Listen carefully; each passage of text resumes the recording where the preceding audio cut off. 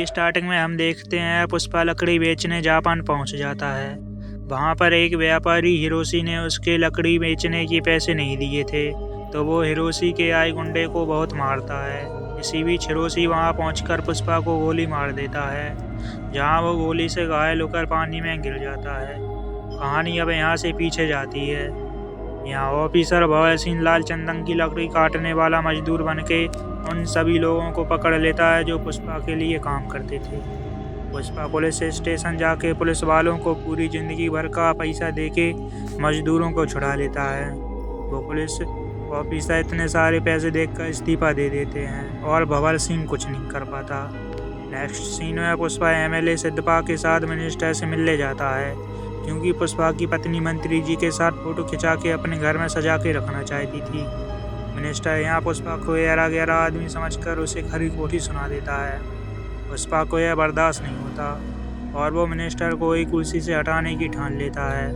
वो एमएलए सिद्धपा को centre minister Pratap Reddy के सामने सीएम बनने की बात रखता है, पर वह साफ मना कर देते हैं। तभी पुष्पा प्रताप रेड्डी के छोटे बेटे सुब्बा रेड्डी के पास पहुंचता है। पुष्पा पैसों से भरा सोफा उसे गिफ्ट देता है और कहता है कि मैं पैसे की नदियाँ बहा दूंगा, सिद्धपा सीएम बनेगा मतलब बनेगा। पुष्पा को बहुत सारे रुपए की अभी और ज़रूरत होती है, तो वह मुर्गन से डील कैंसिल करके हामिद के पास से डील करता है। पुष्पा उससे 2000 टन लकड़ियाँ देने का वादा करके 5000 करोड़ रुपए की डील करता है। पुष्पा अपने लोगों को भर भर के पैसा दे के काम करवाता है। मंगल सिन्हू की पत्नी दक्षिणी भंवर सिंह के पास जाके भंवर सिंह को पुष्पा के खिलाफ भड़काती है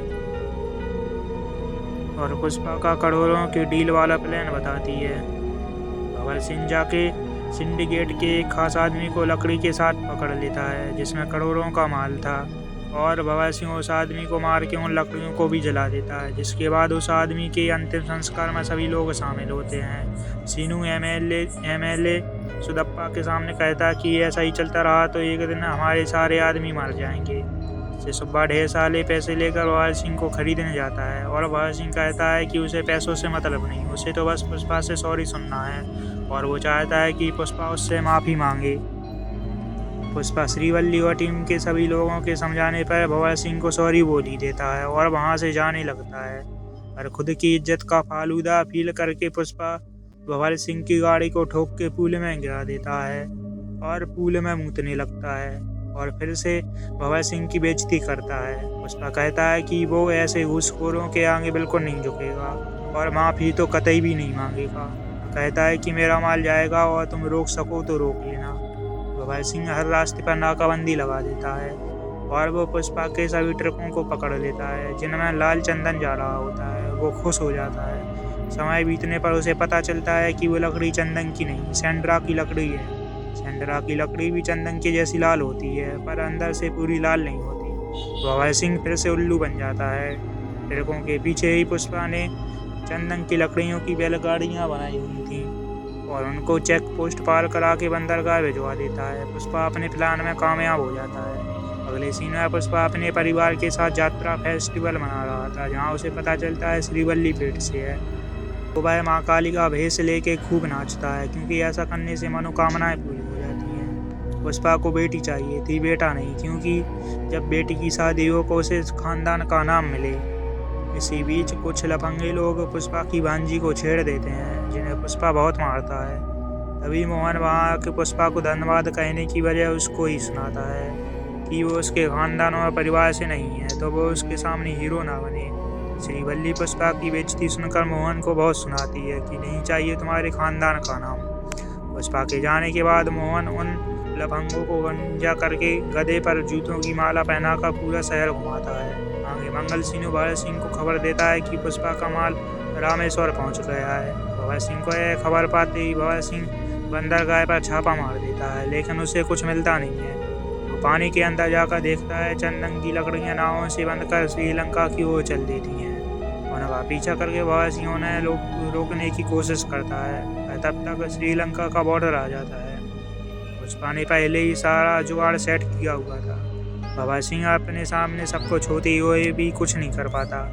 माल पहुंचने के बाद पुष्पा को पैसे मिल जाते हैं और वो भर भर के पार्टी के हर नेता को पैसे देकर खरीद लेता है। सारे लोग बिकने के बाद आखिर एमएलए सिद्धपा सीएम बन ही जाता है।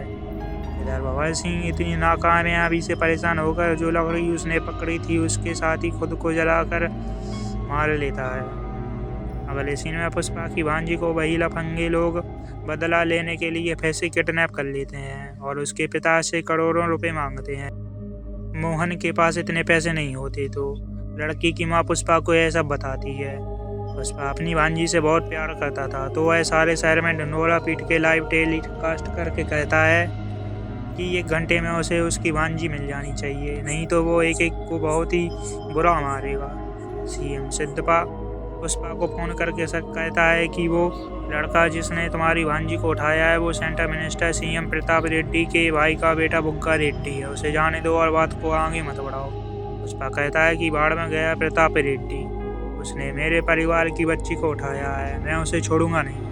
पुष्पा उनके अड्डे पर पहुंच जाता है। भांजी के कनपट्टी पर गोली रखकर पहले तो वो पुष्पा को बहुत कूटते हैं, फिर भांजी के कपड़े फाड़ने पर पुष्पा गुस्से में आकर सबको जान से मार देता है। बुग्गा रेड्डी का बाप भी वहां आ जाता है, पुष्पा उसे भी मार देता है, जिससे मिनिस्टर प्रताप रेड्डी में भी अपने भाई की मौत से पुष्पा के प्रति बदले की आग उमड़ने लगती है। मोहन अब इतना सब कुछ होने के बाद पुष्पा से माफ़ी मांगता है। कुछ दिनों बाद पुष्पा अपनी भांजी की शादी में जाता है तो मोहन और उसका भाई उसे गले लगाकर उसका स्वागत करते हैं। इधर प्रताप अपने भाई की 13वीं मना रहा था।